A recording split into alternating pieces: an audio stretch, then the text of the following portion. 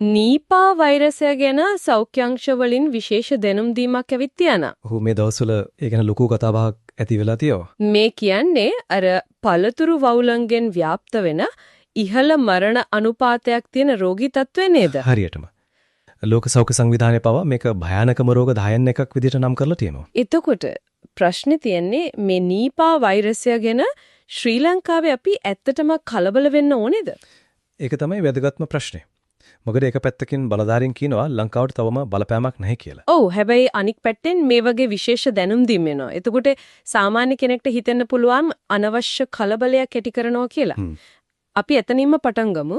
සෞඛ්‍ය නියෝජ්‍ය අමාත්‍ය වෛද්‍ය හංසක විජයමුනිගේ ප්‍රකාශයක් අපි දැක්කා. ඔව් එතුමා කියනවා නීපා වෛරසයෙන් මෙතෙක් ශ්‍රී ලංකාවට කිසිම බලපෑමක් වෙලා නැහැ කියලා. එහෙමනම් ඇයි මේ සූදානම? බලපෑමක් නැහැ කියන එකනේ අදහස් වෙන්නේ අවදානමක් නැහැ කියන එක නෙවෙයි. හරි. මේක භයානක රෝගයක් වේග ප්‍රධාන හේතුවක් තමයි මේක සත්තුන්ගෙන් විශේෂයෙන්ම වවුලන්ගෙන් මිනිසුන්ට බෝ වෙන එක. ඒ කියන්නේ zoonotic වෛරසයක්.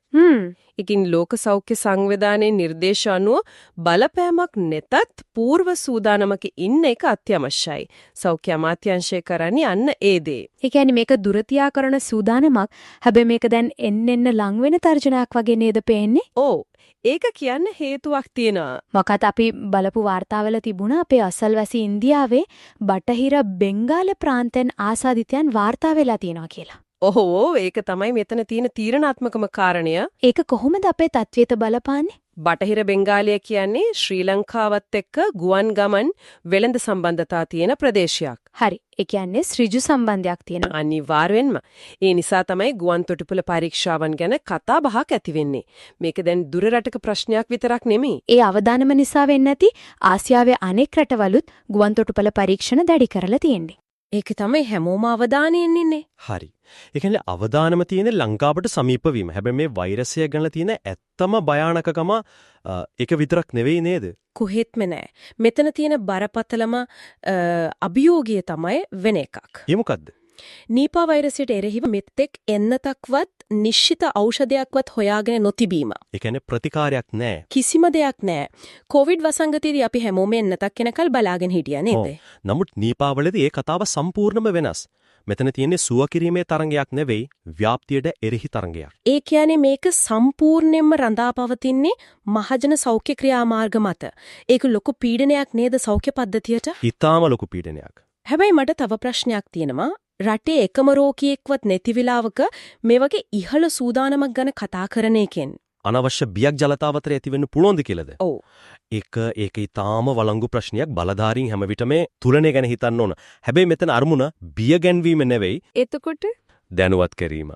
උදාහරණයක් විදිහට වවුලන් හරි වෙන සතුන් හරි කාලා බිම දාපු පළතුරු කෑමෙන් වළකින්න කියලා දැනුවත් කරන එක. ඒක ආරක්ෂිත පියවරක්. ඒක බියක් ඇති කරනවට වඩා ආරක්ෂිත පියවරක්. ඒ නිසා මේක හදිසි නීතියක් පනවල වගේ නෙවෙයි මහජන සෞඛ්‍ය පුරුදු ශක්තිමත් කිරීමක් විදිහට දකින්න ඕන. එහෙමනම් මේ කතා බහෙන් පැහැදිලි වෙන්නේ දැනට ශ්‍රී ලංකාවට සුජු තර්ජනයක් නැති වුණත් නීපා කියන්නේ ප්‍රතිකාරයක් නැති పూర్ව ආරක්ෂාව සහ දැනුවත් වීම මතම යැපෙන්න වෙන බරපතල සෞඛ්‍ය අභියෝගයක් කියන එක. හරියටම හරි. මේකේ තියෙන්නේ ප්‍රතිකාරයට වඩා වැළැක්වීම උතුම් කියන කතාවේ ප්‍රායෝගිකම පැත්ත. එසේනම් අවසාන වශයෙන් සිතන්නට යමක් ඉතිරි කරමු. වෙනත් රටක මතුවන සෞඛ්‍ය තර්ජනයක් දිහා බලලා Tamanගේ රටට එකදු රෝගියෙක්වත් ඇතුළු වෙන්න කරින් ජාතික සෞඛ්‍ය පද්ධතිය ශක්තිමත් කරගන්නත් මහජනතාව දැනුවත් කරන්නත් ලැබෙන අවස්ථාව ඒ තර්ජනයෙන්ම අපිට ලැබෙන වටිනාම පාඩම නේද?